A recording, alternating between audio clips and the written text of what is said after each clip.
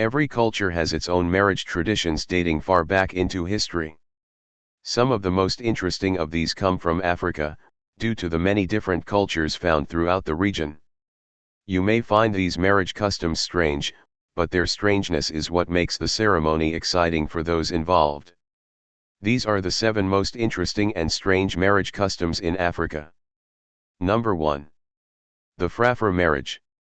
Among the Frafra tribe of Ghana, when a man wants to marry a girl of his choice, his family would kidnap the bride-to-be and take her hostage in their home, where she is heavily guarded against escape.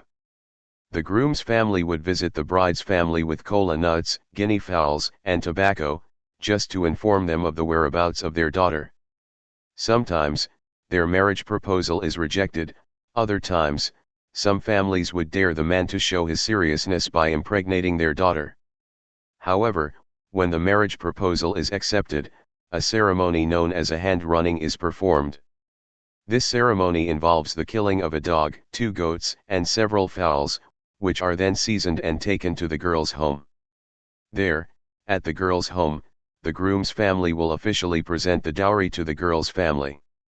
The dowry always consists of 4 cows, several guinea fowls, kola nuts, and money. If the man's family is unable to provide the items, the woman's family would wait for a girl to be born from the union and retrieve their dowry. Number 2. Rashaida Marriage. The Rashaida tribe belongs to the nomadic Arabic-speaking people of Bedouin Arab ethnicity who are now living largely in western and northern Eritrea. They can also be found in smaller groups, living mostly in parts of Egypt, bordering the Sinai Desert and eastern Sudan.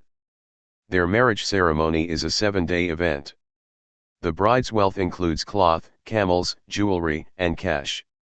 During these 7 days, it is the bride's duty to arrange and decorate the tent where the marriage festivities will be held. The groom's duty is to kill a camel. Over the 6 days of the event, the bride remains in isolation, while the groom and other men in the family celebrate. She only sneaks into her husband's tent for the first 6 nights and leaves before sunrise. On the 7th day of the celebration, the bride is allowed to be seen with her husband. If the bride is unhappy in a marriage, it can be dissolved after 7 years and the dowry must be returned to the groom's family. Number 3. The Himba Marriage. Among the Himba tribe of Namibia, the marriage customs undergo 2 different stages. During the first stage, the bride is being kidnapped and given new clothes which have gone into proper treatment and crowned with expensive jewelry. The bride will also be dressed in a leather headdress called okari, a gift she receives from her mother. She is pampered and her skin is smeared with fat and herbs and adorned with jewelry. During this process, the groom cleans and treats goat hide which he will present to his wife-to-be and mother-in-law. The second stage takes place on the morning of the wedding, where the bride's father slaughters a goat and shares the meat among the village folk. The goat's offal is given to the bride and other women of childbearing age. They place the goat offal on their heads, as a sign of respect for the bride's father. After the ceremony, the groom's family would plaster the girl in butterfat ointment, as a sign that she had been accepted into the groom's family. Number 4. The Nur Marriage. In the Nur tribe of southern Sudan, before a man marries a woman, he is required to pay 20 to 40 cows for his bride. After the man has paid this, the woman would have to deliver 2 children before the marriage proceedings are complete. By the time she gives birth to a 3rd child, the marriage is officially tied.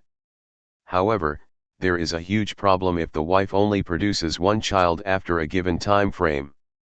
The man would have to ask for a divorce, and then take back the cows he paid as bride price, or hold custody of the child. Number 5. Sharo Marriage. The Fulani tribes practice sharo before getting married. Here the groom is beaten by the older members of the community so as to earn a wife and respect.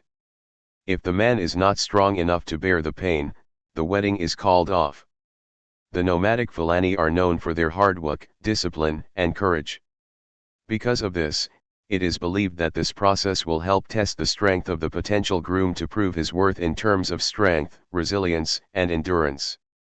In an act of bravery, the groom is expected not to wince, cry or show he is in pain, while asking for more strokes. The challenger will flog his opponent until he begs him to stop. A referee is provided to keep watch on the strokes so as to prevent serious and life-threatening injuries like blindness. The winner of the flogging competition is a right to marry any girl they choose, or even 4 girls if he can prove his ability to handle all of them. Number 6. The Potency Test. In the Banyankole tribe, a minority tribe living in Uganda, marriage is quite a burden for the bride's aunt.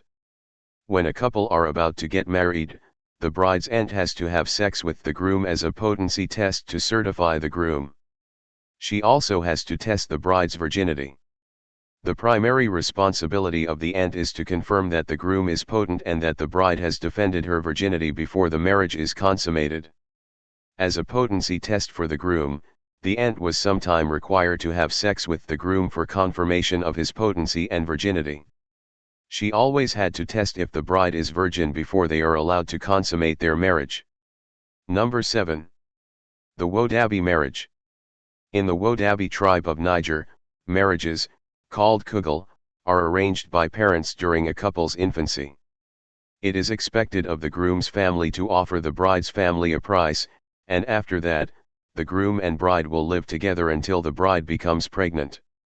The bride is expected to return to her parents by the time she is pregnant, where she will spend 4 years with them, before returning back to her husband, just after he has completed the rites. However strange these marriage customs look, one common thing among them is that they are deeply rooted in the notion of family. Thanks for watching. Please like, share, and subscribe.